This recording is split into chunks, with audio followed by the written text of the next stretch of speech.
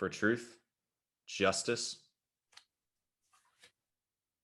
and the American way. Hit it.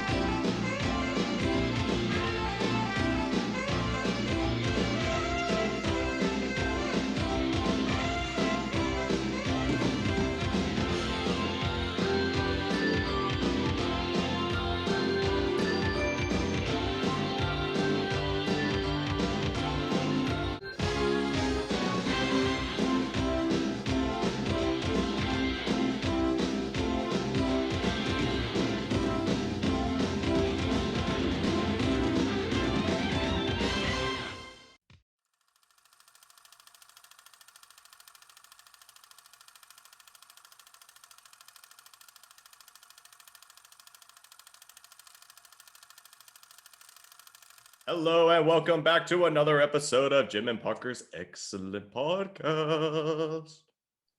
Excellent. And with that, today we're bringing you an extra special episode. It's going to be a long one, but it's going to be a big one. It is Zack Snyder's Justice League. Most triumphant, dude. So this has been, I don't want to say it's been the event of the year because 2021 has only gotten started, and after 2020, I've given up on trying to predict the future, but this is a huge one. So the original Justice League, which was I'll be an all twisted up version of Snyder's original Justice League cut, came out a few years earlier, and to say the least, it didn't really impress fans all that much. It was, I think it made some money at the box office, but critically and with fans and audiences, it was a bomb. Did not perform well. And is been highly regarded as the worst cut of the film. And after the Whedon cut came out, the original version of this was like what brought in Josh Whedon to redirect it, redo scenes, and all of that. There was a big movement on the internet, including some of the actors of the film, who led a huge push to get the Zack Snyder cut released. There were rumors for a while. There was a Snyder cut that was drastically different than the original cut that came out in theaters. And it was a huge push. And finally, the studios caved in, allowed Zack Snyder to come back, recut the version. And it's a huge one. But Jim, kind of fill us in a little bit. Give us the quick plot and details, and fill in any loopholes that I forgot to clean up in there. Well, the big thing is that Twitter won a massive war on this film due to the creation of the hashtag Release the Snyder Cut, which for an entire year was the highest trending hashtag on Twitter. And eventually Warner Brothers announced that Zack Snyder was indeed going to come back, and they were going to give him $70 million to finish the remainder of his own cut of Justice League. And fans were rejoicing because he is very well liked in the superhero community for his work on Watchmen and even Man of Steel. Batman vs. Superman is more or less seeing a renaissance, but not too much. In this case, it's very much the same plot as Justice League, the Whedon cut, which was released, but drastically different in execution and plot details, characterizations, and even visual setups, which, of course, when you have Josh Whedon directing versus Zack Snyder directing, it's very much night to day. Because if we were to start off talking about the Whedon cut, just for a little bit of context, there's a lot of things wrong with this movie. The plot is very unclear. The villain's motivation is also non-existent pretty much. We have no idea what he wants to do with the mother boxes. If it was mentioned, it was such a throwaway line that nobody cared. And the very treatment of the main heroes just through the rewrites was just appalling. When I rewatched both these films for this review, I barely made it through the Whedon cut because there was it was so transparently molded to be the first Avengers film, or even in Ray Fisher's, if Ray Fisher's to be believed, he was trying to redo Age of Ultron because of the reception from fans and the reception from Disney, which led to his termination from the Infinity Saga. So it's just from the very get-go, like the first frame of the Whedon cut just told me that this was going to be a really awful film. When they had the now very infamous cell phone footage of Superman with Henry Cavill with the very bad, poorly composited CGI upper lip, which y'all need to look that up for yourself as to why that's there, because that's just crazy. And there's no time to get into full details except that he was shooting Mission Impossible 6. He wasn't allowed to get rid of it. That's just the gist of it. But there's so much more than that. That kind of became the focal point for fans. Like, this is a bad film. This is one of the reasons why. Just lack of care. And Parker also had some interesting thoughts about the Whedon cut as well. Oh, yes, I did. And I'm not gonna hide my emotions at all. I hated it. I actually, before I watched both of these over the previous weekend, we're recording on, I believe today's April 18th. And I watched the Whedon cut on Friday night, and I watched the Snyder cut Saturday night. We're recording this on Sunday. I had never seen either of them before. I'd seen clips and stuff, but never seen them all together. Yeah, I hated the Whedon cut. I thought it was awful. And like, you kind of look at it. You look at the production. Snyder came in, originally shot the entire film the way he wanted to do it, took all of the footage back. The studio said, no, we don't like what's going on here. He got fired or sacked or like replaced, whatever term you want to use. We will add some context to this because this is important. Zach's daughter Autumn took her own life, and thus he did voluntarily leave the project, but it was expected that it would be delayed to allow him some time to grieve, along with his wife Deborah Snyder, who's also the producer of Justice League. But Warner's was in panic mode after the reception of Batman vs. Superman, which did not go down well. It posted a huge loss on the second weekend. It had a 68% drop in attendance. So Warner's, in a very cruel and sick way, basically said, Zach, you're off the project. And they brought in Joss Whedon. So looking at the film, though, it's just bad. Because essentially, Zack Snyder had the original 4-hour kind of something film that he wanted to put together. And this film is long. And we'll get into kind of the length and like how that plays out a little bit. But originally had like a 4-hour film. Whedon was brought in, reshot a bunch of scenes, added new scenes that were never in the original script or anything, and then basically re-spliced it all together for about like a 2.5 to almost 3-hour film. I forget the exact runtime. And it is just it's bad. The biggest really way is. The best way I can explain it is that it's rushed and it's boring. And just how we talked about in Quantum of Solace, especially like James Bond, same thing with superheroes. The worst thing you can ever do for an audience, especially if a big action movie with superheroes like Superman, Batman, Wonder Woman, and the lot, is it to be boring, is the cruelest injustice that you can do with it. And it's just all over the place.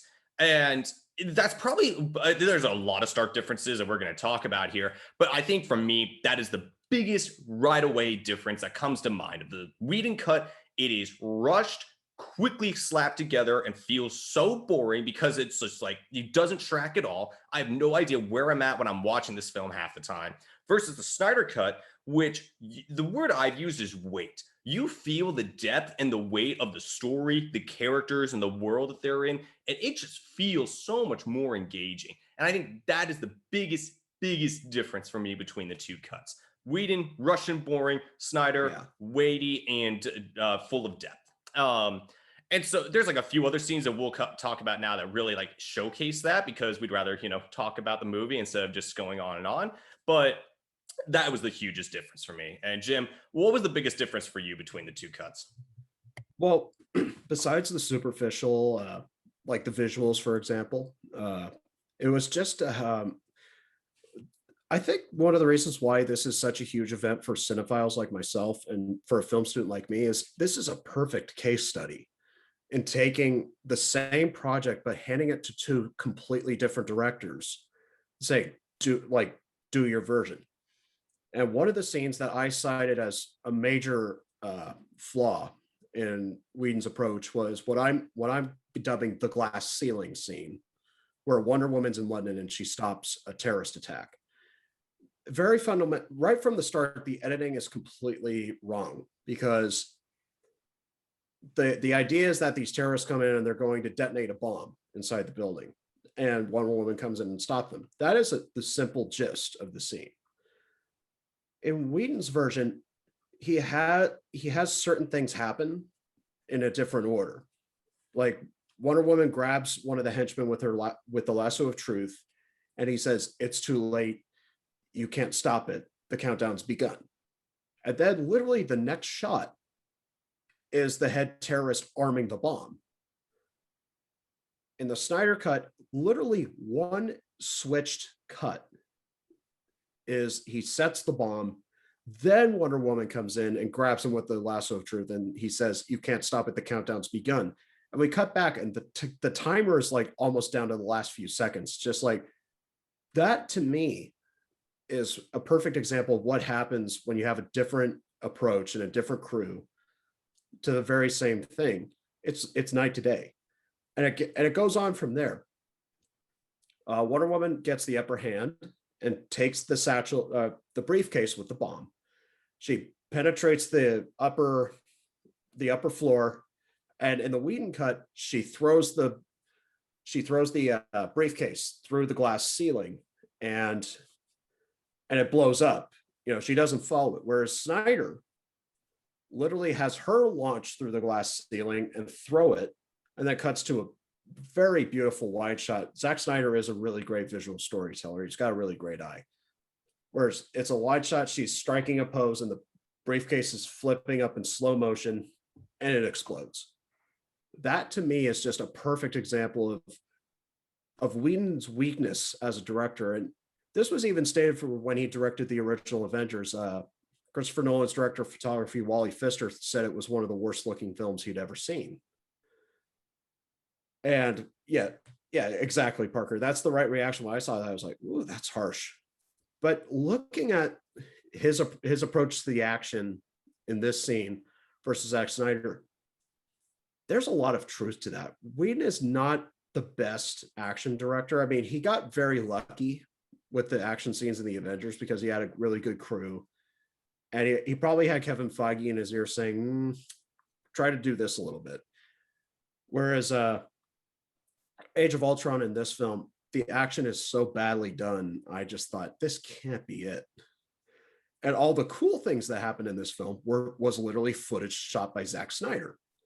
Like, I always like the highlight of the Whedon cut and the Snyder cut. Like, one of the highlights is Flash, that when they're battling Superman and Flash is going into super speed behind him, and Superman just looks, just the side eye. Mm-hmm. That's brilliant. And again, you look at both cuts, Zack shot it. Yeah. I think that's the most striking thing, because again, we didn't brought the actors back together and reshot extra scenes that were not in the original script and threw them in. And going through and watching this, all of the best scenes from the movie that were in the Whedon cut, which got watered down and just like really kind of chopped up together, were all stuff that Zack did. So like, this really is his cut. Like, this is his movie. And you look at the Whedon cut and you're like, if you've watched both of them, you go back and watch the Whedon cut, I'm sure you'd be like, all the great stuff is stuff Zack did. Which is, again, like really sad of like why, like him getting kind of like taken off the project and everything. Like events with his personal life, but like he was taken off the project, which is really tough because like he did so much of the great stuff with it. Yeah. And going back to like, again, like how rushed the Whedon cut is, I think the first thing we got to talk about are the heroes. You got to look at the actual characters, because Justice League in this film is composed of Batman, Wonder Woman, Cyborg, Flash, Aquaman, and then eventually Superman is brought back in. So many of these characters feel like they are like just thrown in, which when you look at the Snyder cut versus the Whedon cut, and the Snyder cut, the two characters who get such great uplifts versus the Whedon cut are the Flash and Cyborg. I hated the Flash in the Whedon cut. I thought he was like this like squirmy, annoying, like a stupid dude. I'm like, the Flash is supposed to be fun and cocky and kind of like, he's all over the place, but he's fun and cocky with it. It was embarrassing. Yeah, like I think Jim, you best described it earlier this weekend, like the brunch joke. Like, okay, why? Like, it wasn't even funny. I just found it like really annoying. Like this dude sounded like a stupid Gen Z guy, which like just like rambling on about all this stupid stuff. Yeah, Whereas in it's very Snyder Josh Cut, Whedon. yeah, versus in the Snyder Cut, they won because again, this goes back to why the death is so important in this movie. You feel the weight of it. Like when he goes to visit his father in a prison, it actually you feel more of the weight there, and you feel the scenes later on when the Flash gets hurt a few times in this movie. What you feel it really hurt for him, and like you can tell, like he's trying to do his best. He's trying to live up to the high expectations as the young guy in the group, and you really can see that. And Yeah, then the other character who I just got so shafted in the Whedon cut is night and day. Is Cyborg. In the Whedon yeah, cut, Cyborg is just like literally throw it in. He's there to like bring the box in and then like separate the boxes. He literally could be replaced by anything. There's nothing unique about Cyborg in the Whedon cut. Whereas in the yes, Snyder cut, he is a tragic hero, and you really feel a lot of deep emotion for him because he goes through a lot in this film. But despite that, he's come back and has found this new group to call like his new family. And it's super well done, and there's yeah, so much depth put to his character. and it's also because of Ray Fisher that we're more or less able to track from the moment Zach left the film to the release of the Whedon cut and to the release of the Snyder cut. He began to explain that Jeff Johns is an executive producer in the DC universe now, and he and Joss were apparently not treating the actors particularly well. Particularly, Whedon apparently had a lot of problems calling Gal Gadot. You know, he would always say, "Okay," and then Natasha does this. She goes, "Who?" He goes, "Oh, I'm sorry, Wonder Woman." Because apparently he would go on talking to them about how things went really south at Disney, particularly with Age of Ultron, and apparently Gal Gadot had a lot of issues with Whedon as well. Like Affleck did, Fisher did, Gadot, all of them really had a lot of problems with Joss as a director, which really hurt my heart. I was like, oh boy, because I have respect for Joss Whedon. He can do a lot of great stuff, but it's just in this case, I don't know what happened. But it is true. He I don't know how much of it was the studio telling him to make it more like Avengers, which is probably why he was brought in. But he really took away the heart of the film. The film is heartless and it's soulless. And when you watch the Snyder cut, I think one of the reasons why Ray Fisher felt screwed as well, because he's more or less the linchpin of the story. He rediscovers his humanity through joining the Justice League. And whereas in this film, you were right, you were talking about this in our pregame, was he's just there. And he refers to looking and feeling like a monster, but we don't get anything. Whereas in the Snyder cut, we'll talk about this when we talk about the Snyder cut proper, but there's just so much more. And the reason why we're doing this here in the podcast was we want to show that the film tries to allude to it, whereas in the Snyder cut, it doesn't. Mm-hmm. It shows it, which is like, classic, storytelling of either telling someone or showing it. And showing it is always, always, always more powerful. And again, like you said, Snyder is a very visual director. He's not perfect, but he's very visual. And when he can show a story and show the emotion, he really just nails it. He really does get it very, very well. Yeah. And looking at a few other talking about the core group of the Justice League, looking at a few other ones, Batman is done better in the Snyder cut. I can't exactly pin it in the Whedon cut, but in the Snyder cut, he seems it's just more charismatic, I think is how I would describe it. Yeah. And No, then I agree. and then Wonder Woman feels like an inspiration in the Snyder cut. Like she's awesome to watch, and like not just the action scenes, which show her off so much better. I think like the glass ceiling scene with the terrorists in London Jim was talking about. That scene in the Snyder cut is so much better. It's quick, it's action paced, but it's a lot better. And she feels like an inspiration because then the moments after that, she's an inspiration to the children and kind of following up. Whereas in the Whedon cut, there's none of that. She just feels like she's just like boom, boom, boom, punch, kick, lasso, and then she's out of there. There's just And no time. Again, like there's no time to really soak in her character as well. and Whedon's approach is so much more emphasis on comedy. They have a revolting. I never found it funny. I think there's a revolting moment in there where Flash, like, it's in the scene where they're fighting in the shaft against Steppenwolf and the parademons, whereas Flash helps Wonder Woman recover her sword, and I think she falls to the ground, and Flash somehow lays on top of her and then stands up, and he's just like, "Oh, that God." Yeah, after watching Wonder Woman and Batman versus Superman, we're just going to call it BVS, and Wonder Woman, that was revolting that he would reduce this woman who you could just look around in the fandom and just general moviegoers are like, this is a great hero. Like, this is an inspiration for girls everywhere, not just in America, but everywhere. To have her reduced to that, I was like, oh my God. Like, I almost stopped the movie after that. I was like, nope. But and a perfect way to like do it, but in a much more respectful and like funny way in the Snyder cut. Not to, but I promise we won't spoil everything, but there is a lot. Again, there are so many differences.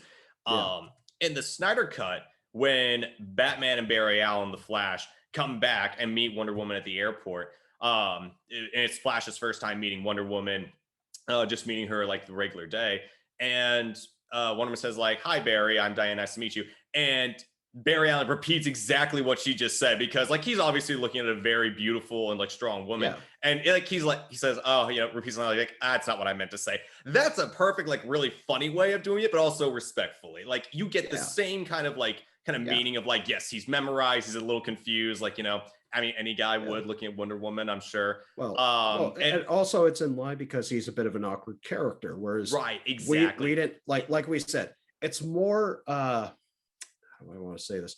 It's more controlled in Snyder's cut. Like, he clearly has respect for Diana as a person, but he's a young teen. When he sees somebody like Gal Gadot, he's going to have some kind of a reaction. But I think Whedon just cranked it up to like 1,000, and it was really annoying, and it was completely out of place. Yeah, no, absolutely.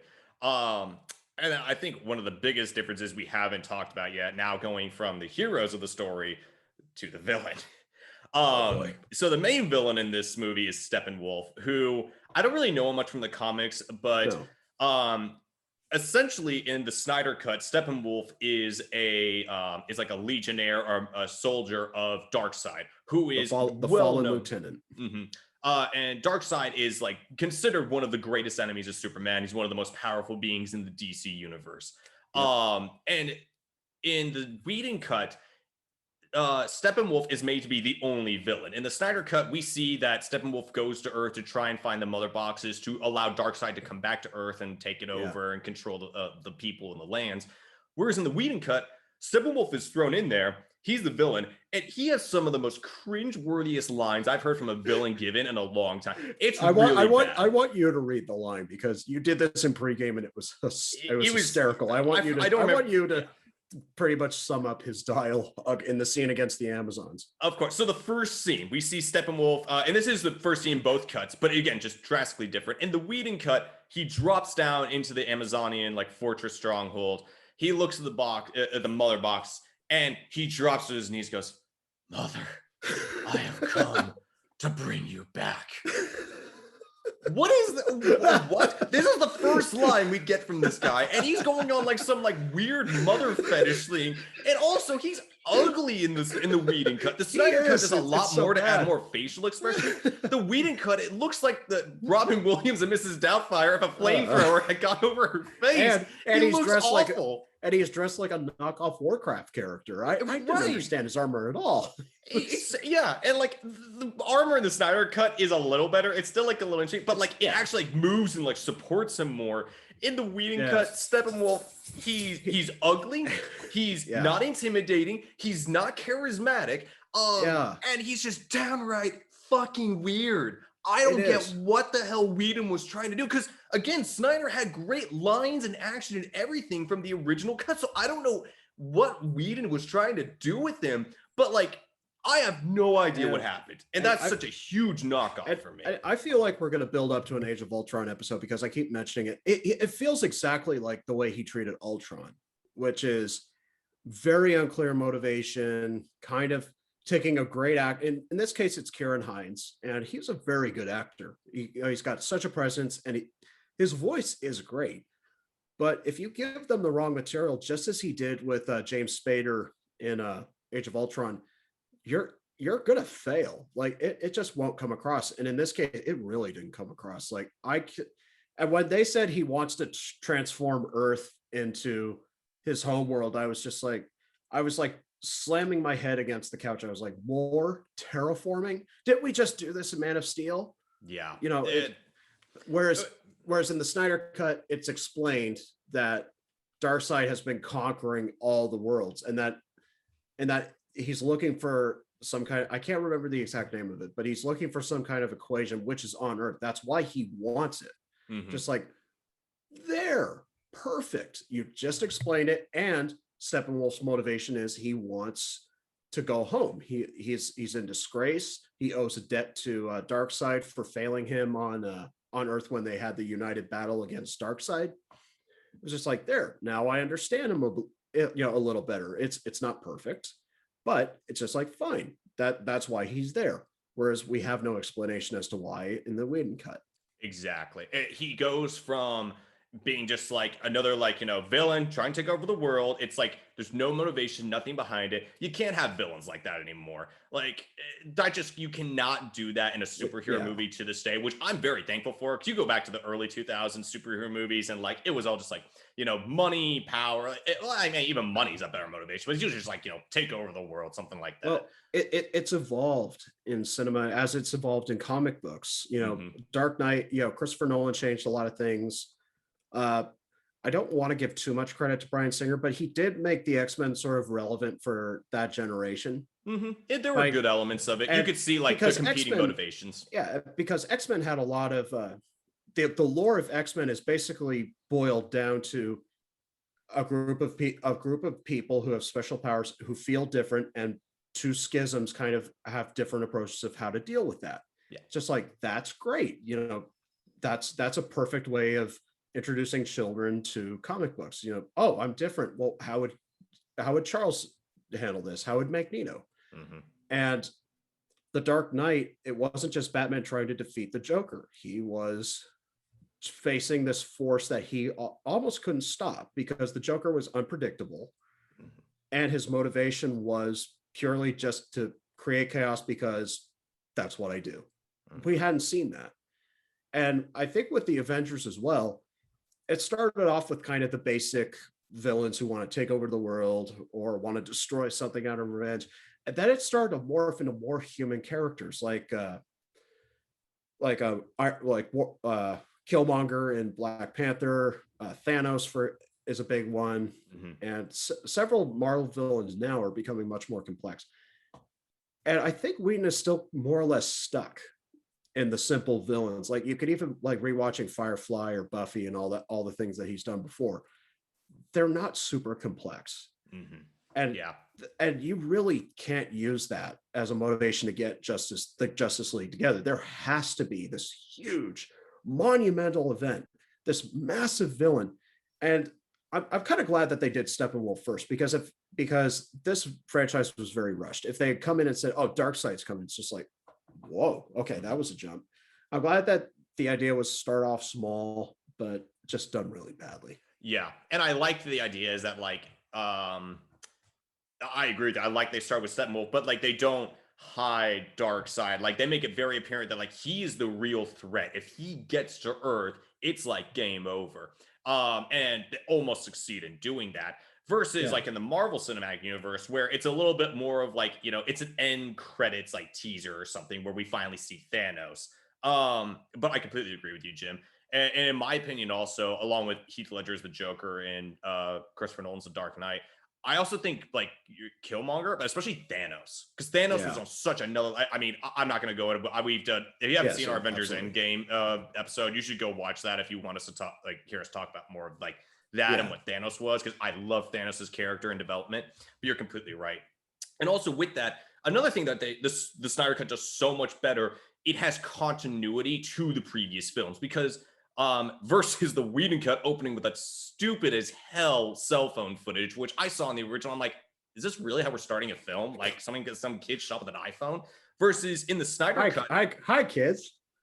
Hi, versus in the kids. Snyder Cut, it opens with Superman beating Doomsday, but also sacrificing himself, and his Yep. cry of pain and death echoes throughout the universe, and that signals to the world that Superman is dead, Earth is up for grabs, and And that's a great way to open the film, and it ties it all together. And yeah, again, it gives it continuity, and like the continuity in the Snyder Cut isn't perfect. There's a few points that we'll talk about later on, but it does such a better job versus the Whedon Cut. It's like, okay, we start up, Superman's dead, okay, and like now there are aliens on Earth. Like it's just like boom, boom, boom. Instead of the Snyder Cut, it's like this event plays into the Mother Box's awakening, which plays into Steppenwolf coming back and the invasion and all of that. Like it builds so much better. like we're talking about, just setting the tone with your opening scene. The cell phone footage, not only is it bad because of, hi, I'm Superman, but yeah, obviously that's not his voice, but it kind of looks that way. Uh, it sets up uncertainty in a really bad way because when they ask, it's just like, what's great about Earth? He doesn't answer, and then they just cut. It's just like, that's not a good way to start this exciting adventure, is having a character go like, And they also never it's almost like question. why exactly. It's almost like why you never have a question mark in a movie title, even though it grammatically makes sense. It's a subtle kind of uncertainty. It's just like, but and exactly. And the Snyder Cut starts off with Superman dying, and his scream pulsates through the galaxy, and the Amazons hear it and they go, "Oh no." It's perfect continuity. It's just like actions have consequences, and it sets up the brilliant character motivations, which are very badly set up in Whedon Cut. It's just like, oh, Superman feels guilty. It's just like this way. It's just like he feels guilty, and then when they start to tell him, it's just like, oh boy, there's really serious things involved. Then he more or less pushes himself to make this team even more than what it is. He does feel a certain amount of guilt, but he's also a pragmatist because that's his character. He doesn't he dwells in his mistakes, but he also understands, okay, let's make some things happen. Mm-hmm. Yeah, I think you meant to say Batman there, but yes, like I'm sorry. I Batman feeling guilty over Superman. I'm sorry. Yeah, you're I'm wrong sorry. right there. But and also another character that again the Snyder Cut just treats with so much more like depth and maturity. Lois Lane, like in Whedon's cut, like Lois Lane is supposed to be this badass female reporter. Like again, kind of like Wonder Woman, she's an inspiration to a lot of girls who like maybe didn't have that role model in their lives. A woman can be, strong, awesome, and independent. Like these are like the superheroes and characters that we grew up with watching, the Saturday morning cartoons. And in the Whedon Cut, Lois Lane just feels like she's like kind of given up on life. Like, obviously losing a husband or a lover is extremely tragic, but it opens with that. And then it goes back to her working in the planet, and she's just like passing things along. She's not going out there and getting after the story like she's used to. She just like, advises people on other things. And then it's brought in later in the movie to like, calm Superman down. But in the Snyder Cut, we see her going through and trying to accept the struggle of losing Superman. And it shows a lot more. Not she's given up on life, but she's trying to cope with it. And those are just two completely different ways of doing the character. And it really pissed me off in the Whedon Cut. I'm like, because I respect Lois Lane. She's awesome. She's cool. Yeah. Again, Whedon just like kind of throws her away. I'm like, no, that's not how you treat this character. It's not doing justice to the movie, to the character. It's not doing justice to the fans either because they know what to expect on it. So I really didn't like that either. It really irked me the wrong way. Yeah, and to be honest with you, Man of Steel. This is I'm gonna talk about this more later, but because of who they had as a writer. But in Man of Steel, it was very her character was a little uneven. They weren't quite sure what to do with her. Batman vs Superman, it was a little better. A little. just a little better. But they were still there was a lot of criticism. It's just like, well, Lois Lane is still the girlfriend, or she's constantly in danger. Like if you watch Nostalgia Critics review of Batman vs Superman, they say, I'm important. Sure you are, Lois. But here it feels like her function in the story and her character is so much more organically placed, and it grows. Like I love the idea that she goes to the broken Superman memorial. There's still flowers lined up on there, and she brings coffee for herself and the cop. I was like, that's really great. And she just goes and she just stands there. I was just like, okay, because she's still having a hard time getting over it. And in the film, she's gone there and then she leaves. And then she looks back and sees him and was like, whoa, and comes back. Whereas in the Whedon cut, Batman just goes, ready to release the ultimate weapon, Alfred? Yes, the ultimate weapon is on its way. And it's just like, yeah, we're going to throw Lois at you. It's just like, that's disrespectful. Whereas this, she comes on her own. It's part of her routine. And she was even looking to try to start her life over again before he even resurrected, because she had a lovely talk with Diane Lane as Martha Kent. And that's going to be something we're going to talk about in the Snyder Cut section, like as a movie later on. But here it was just like, you're right. This is a very more well-defined character. She's, Amy Adams is criminally underrated, as we all know. Absolutely.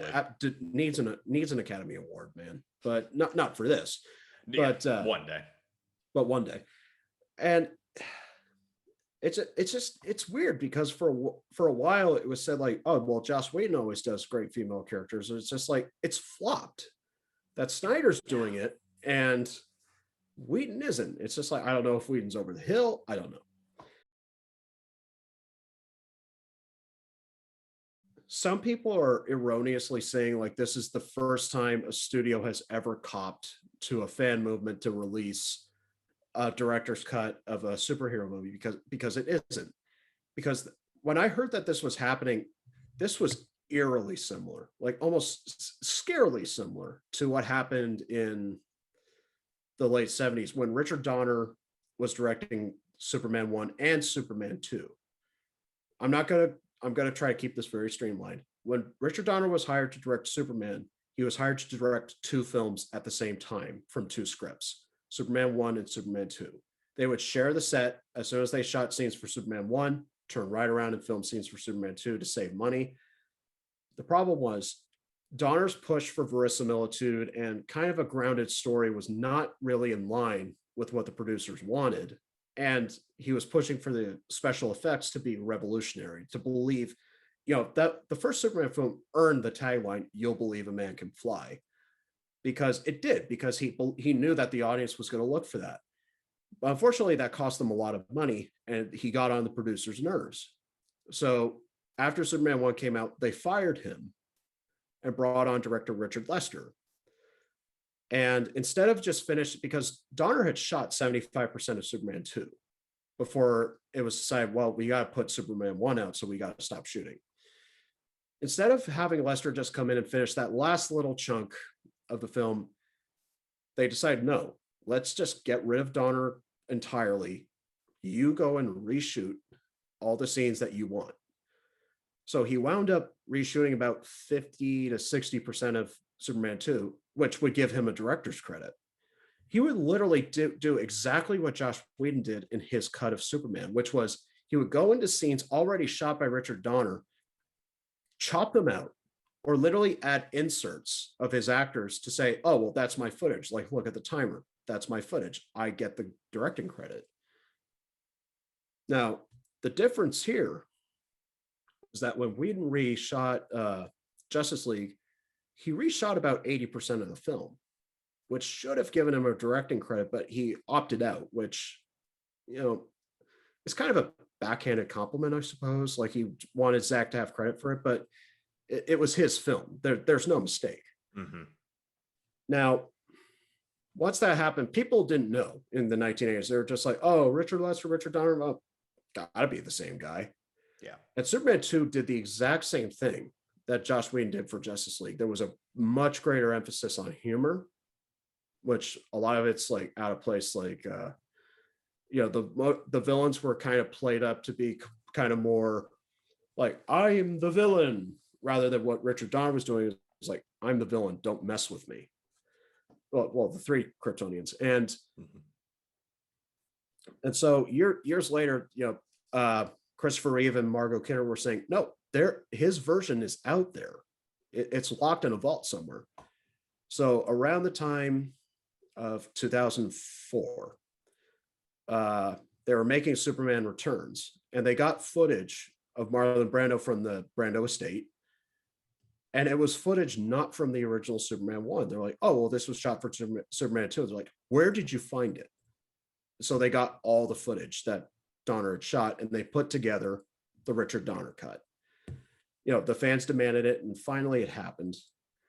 The reason why I bring this up is it's very similar circumstances, and that viewing experience, even though the Donner cut is not quite complete because they couldn't reshoot the scenes like they did for Zack Snyder, because first off, Christopher Reeve had already been paralyzed and passed away, and everybody else was 20 years too old.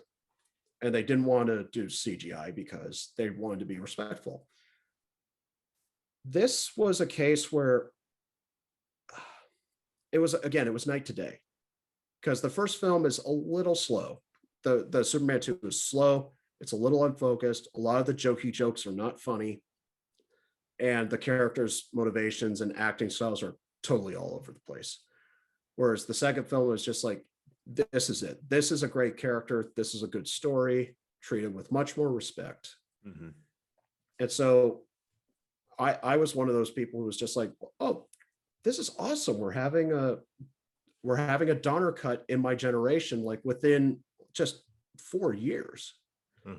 Because the Donner cut took like 20 years to get into video stores. Whereas this one is just like 4 years later, fans got what they want. Yeah. And again, it's like, going back to what you're saying, it just, like the Donner cut and the Snyder cut, it just treats the characters with the respect. Because when you make a superhero movie, you're not just making a movie, you're making a movie that fans have connected to, they're connected to the characters for decades. Like our parents connect like with these characters. We're raised in like knowing these characters and everything.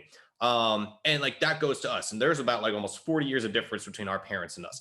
And yet we can still watch this movie with our parents and connect to these characters in a similar way they connected to them. And when you throw a half-assed movie together where you don't give the characters for each of them that they are owed and due, or you don't give them that respect they're owed and due, fans are going to be pissed. And it's going to be a box office bomb, which was the true kind of a Batman, Superman a little bit. It's true of the Whedon cut.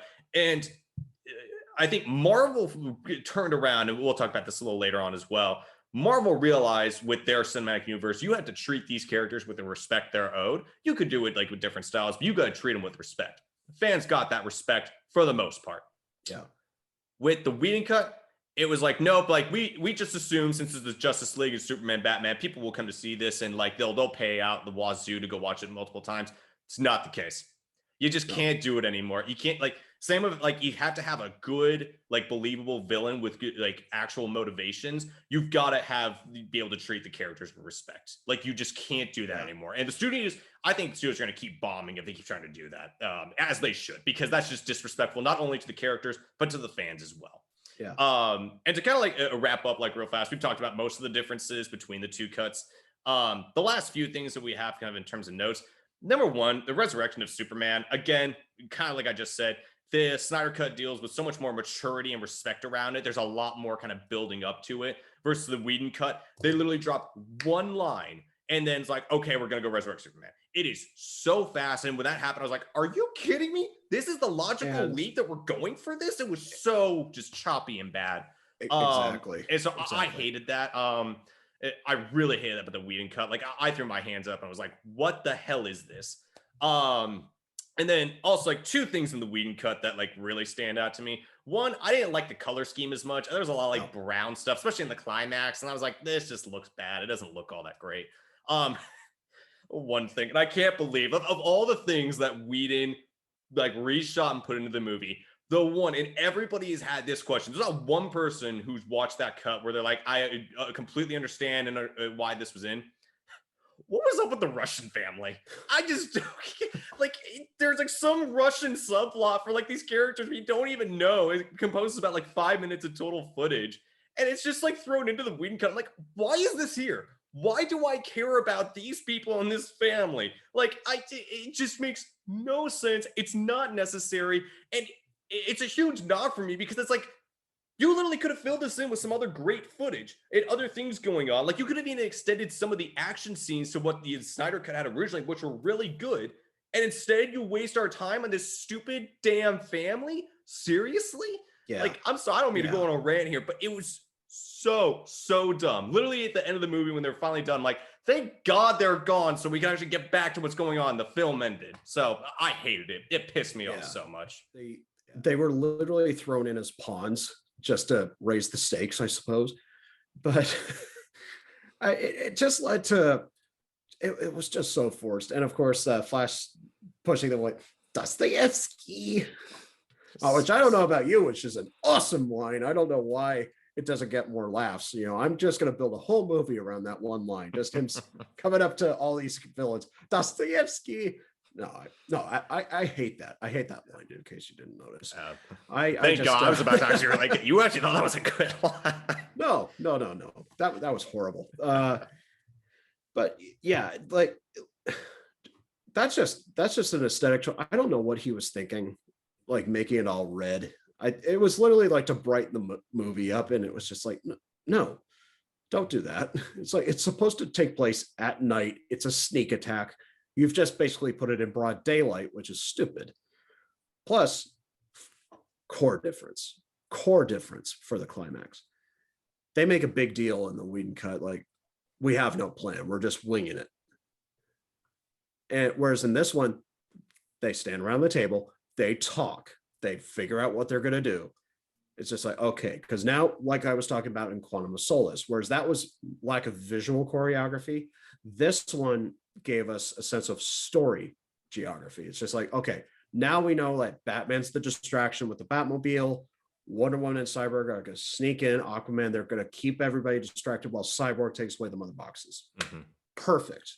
Yep. Now we know. And thus, when things go wrong, it's just like, oh no, the plan's going wrong. Then Superman comes, just like, yes. And then it goes wrong again. And Flash steps up. There. That's what creates stakes, is when you create twists. Because when you don't know what the plan is, or it's very undefined, you're going to go like, it's confusion, it's chaos, and it shouldn't be that way. These teams, this is their moment where they're quote unquote supposed to come together and unite. Whereas they're just like, okay, let's just do the thing.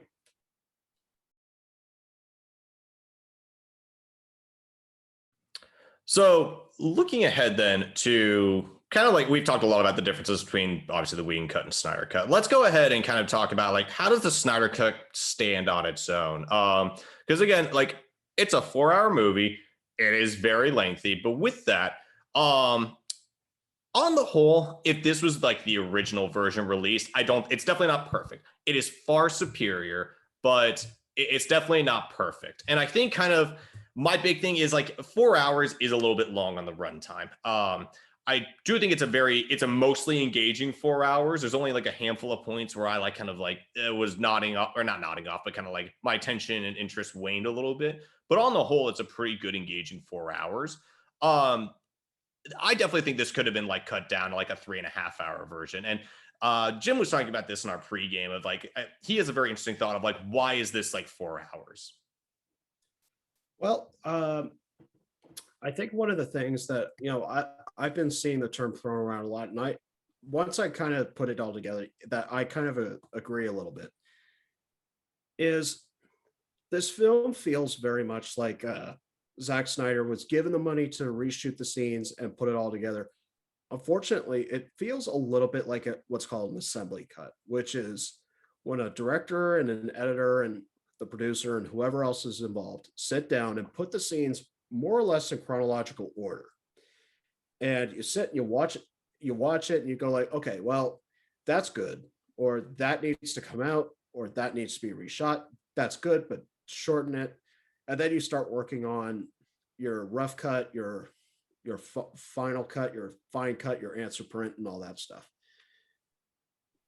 It's a very hard process because it feels like and I'm sure Zach wanted to include all the footage he could to show like, hey, this is what I made, which that's fine. But there's several scenes which like the epilogue, for example. The epilogue starts off good, but as soon as it gets to the apocalypse nightmare that we saw in Batman versus Superman, I went, oh no. It's like, oh no, no, no, no, no, no, no, no. Don't do this. And it has Jared Leto as Joker, and he still sucks. He sucks in the scene. It's supposed to be this big, weighty, dramatic moment that he's in there. It's just like, get rid of this guy. It's just like cut him off, recast Joker. And he was better than in Suicide Squad, but even still, I just have a hard time seeing Jared Leto as Joker. I look at him and I see Jared Leto. I don't see the Joker. Yeah, exactly. And that feels like a scene that really could have been cut and you've missed nothing. And there's some scenes in the body of the film where it's just like, well, could have been shortened, or like the stuff with Martian Manhunter, completely unnecessary. Mm-hmm. Like the scene where it's revealed that Lois is having, like, that was a great scene. That was very lovely. Then they reveal that, oh, it's Martian Manhunter in disguise. I'm like, why? And then he shows up one more time at the end of the film, at the end of the epilogue. You know, Bruce wakes up. It was another dream. Yeah. And all of a sudden, Martian Manhunter is just like, well, I'm always around. And he's the image we end the film. I'm like, why? Yeah. It's like, it was you had a great conclusion. Why do this? And then it hit me. I think part of Zack Snyder, part of Zack coming in and putting it all together was, oh, you want to see the film you could have had? You could see the franchise you could have had. You could have seen the universe we were building up to. And personally, I think that's a little arrogant. It's just like, no, just tell your story. And we were talking about this in pregame, which was Zack always seems to prefer his director's cuts. I would love director's cuts of my films, but the sign of a good storyteller, like a good director, a good writer, is you should try to write for the theater, which is try to write with the knowledge in mind that the studio doesn't like long films. They want more screenings, which usually means a shorter runtime.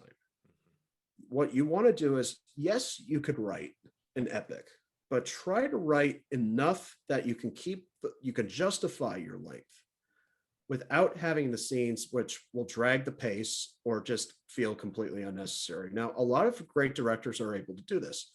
James Cameron, for example, on Titanic, shot mountains of footage. I think his assembly cut might have been, or his rough cut might have been 4.5 or 5 hours. Mm-hmm. That was not doable. He started going like, okay, cut that out, cut that out, cut that out, cut that out. Finally got to like 3.5 hours on Titanic. Titanic moves at a really good pace. All the scenes that are left in are necessary. Whereas if you watch the latest, it's just like, oh God, why did you do that? Mm-hmm. Yeah. And with Zack,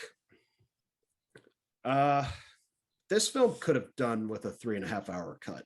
It could have. And I think a perfect example of like what you were talking about, Jim, of where like is a sign of a good director of you shoot for the theater, but you also have an extended version for like, like an at-home release or a digital cut or something like this. Lord of the Rings. It's probably the best example we can think of in like the past, like maybe I'll throw Titanic in there. So going back to the 1980s. So going back over the last almost 40 years, the Lord of the Rings films, each of them had a theatrical release, each of which was great in its own right. Each of those movies were fantastic. But then the at-home release, the extended version, had probably about like an extra like half hour. It took it from being like a 2.5 hour movie to like a 3.5 hour movie for each one. And both are fantastic. And you don't feel like you miss out on any core details. It doesn't feel like the story or the character development or anything loses out in the theatrical release. but the extended cut builds more of the lore of the world and additional funny scenes and things that like are add more to it, but are not like quote unquote necessary. And I completely agree. But again, it's for the most part, it's pretty engaging over 4 hours. Um, I definitely don't think the epilogue needed to be like that whole long thing. I don't get the hellscape or apocalypse, like dream, vision, whatever. It was very quick too. It wasn't like it built into it. It was like a snap at it after the whole Lex Luthor thing. That was also another thing I didn't feel like we needed. We didn't need Lex Luthor at the end there, or really Lex Luthor at all in this film.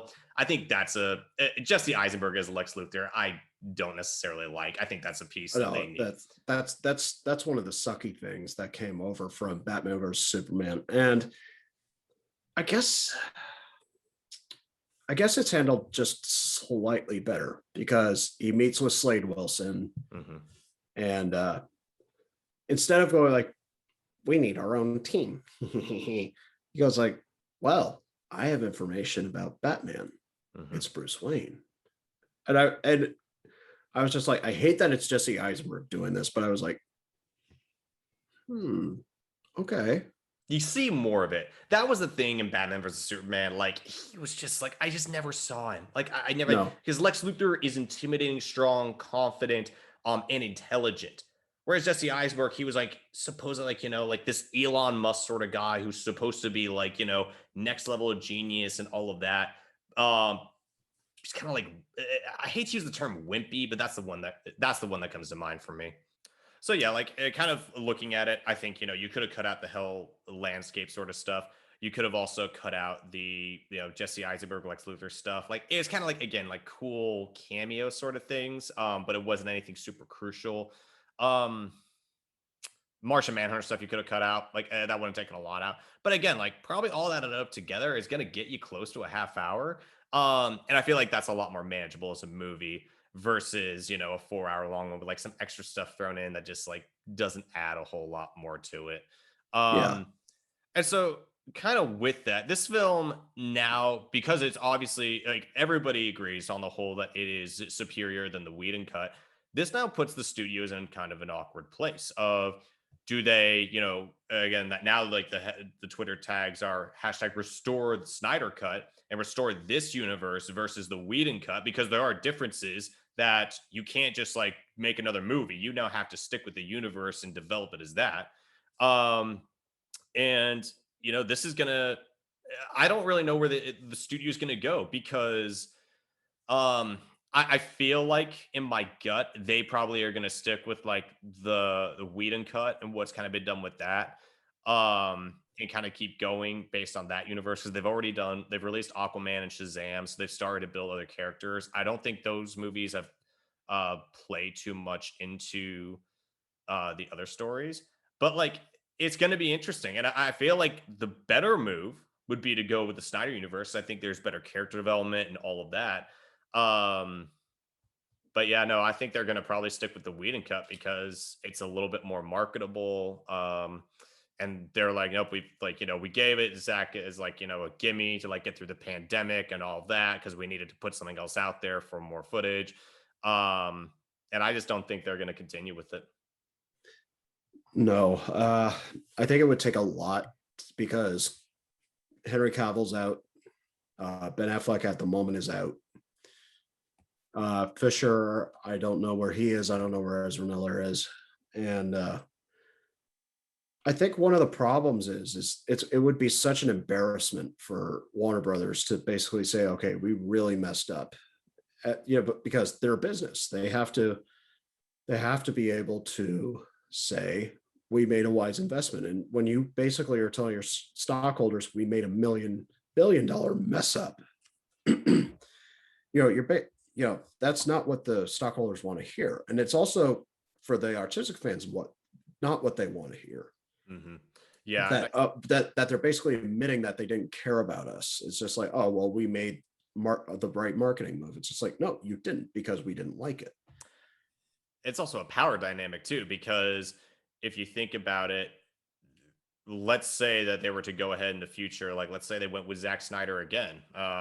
Not that I think they would. If they were going to continue the Snyderverse, I think they would want to like have him step as like an executive producer, but not a writer and director.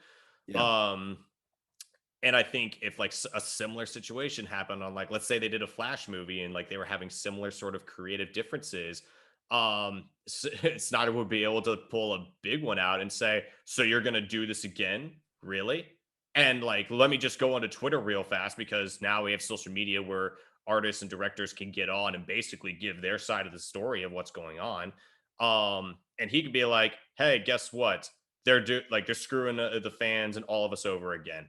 And people will boycott it. They get furious. And I don't think the studio would want to be in a position where they are meant to look like the bad guy again. Like, you know, not that I'm saying like corporate America is like all evil or something, but it would make them seem like they're the ones in that position, which is, again, I don't think they want to deal with that. I don't think they want to have a clean break from it. Yeah. And right now DC is actually succeeding in, I guess they're calling them the black label films, which is the standalone projects like Joker and Aquaman and Wonder Woman, kind of doing their own thing while not quite necessarily being part of the Snyderverse. And I think maybe that would be wiser than going back to the Snyderverse, because I think what they need to establish first is what DC is actually really good at, which is very compelling protagonists and villains. Not always the story so much, but they have really interesting flawed humans, uh, and the villain. Batman has an excellent rogues gallery. Wonder Woman's rogues gallery is kind of coming up on the up and up. Superman's is good too, and uh, I like the idea that they're kind of going more for character pieces, like with Joker, and I think with the upcoming Suicide Squad, they have James Gunn redoing it, and it's kind of a weird place. It's sort of a sequel, sort of a reboot, but just from the trailer, you got the sense just like, okay, I think he's got a much better handle on the characters than David Ayer and the studio did way back in 2016, because just the placement of the films was strange. It was Iron Man jumping into Civil War, jumping to Guardians of the Galaxy, and then jumping to Infinity War. It was just like it was a really bizarre mix of it was a really bizarre sequence. It was a broken sequence, and I think is partially responsible because he wanted the films in that order. I'm sure he says, I'm sure the corporate told him, you can do this. And he goes, yes, I can. It was like, watch me. But again, it just didn't work. It is a failed cinematic universe. Mm-hmm. Even though Justice League was really good, the Snyder Cut was really good. I really don't think it's enough to restore the Snyderverse. And plus the direction, like the epilogue where it was going to like Apocalypse, that could have really worked. But as is, the way it was executed, it would not have flown. I think it probably would have been like if the Snyder Cut was released in theaters, we probably would have Apocalypse like this year or the next. It's too soon. Yeah. I think you're right. I think some of these actors, and maybe like I don't know about Gal Gadot, but like some actresses, they're probably jaded now from like the whole experience because they've been like thrown around everything, and that's got to be exhausting as an actor when you're asked to do one performance and then redo the performance with like different motivations. And yeah, you look at the standalone films, like Aquaman was a good movie, wasn't amazing, but it was really good. I enjoyed it. You had Shazam, which was his own standalone movie, and those are supposed to exist within the universe. But then you have Joaquin Phoenix and the Joker, which was a completely different movie. And then we've even got Robert Pattinson coming out in the next Batman movie. And like, I think it was supposed to come out this year. It'll probably get delayed to next year or something, like all other major blockbusters. And so like we're getting thrown around so many times. It feels like, okay, and we've got like in the Marvel universe, we had 3 Spider-Man reboots in like the span of 2 decades. This one, Yeah. like, all right, we went, we wrapped up Batman and Robin and like, the kind of the mid late 90s. Then we had Christopher Nolan, Batman trilogy with Christian Bale. Then we got Ben Affleck. Now we're getting Robert Pattinson. Like, we're just getting thrown all around.